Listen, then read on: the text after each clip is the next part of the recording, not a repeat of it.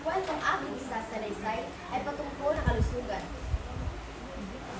Nakikita niyo ba ang larawan na ito? Ano ito? Tama, ito ay isang computer.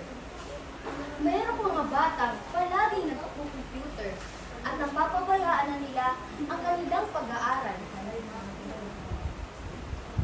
Nakakasira ito ng mata. Pero teka, ano ang laman ng regalo? Tama, ito ay isang eyeglass. Nang dahil sa kapabayaan sa kanilang mga mata, ito ay nasira. Paalala lang po, kalusugan ay ingatan para malusog ang pangangatawan. Huwag araw-arawin ang paggamit ng cellphone, laptop, at iba pa. At sama-sama tayong magtanim ng gulay, prutas, at iba pa.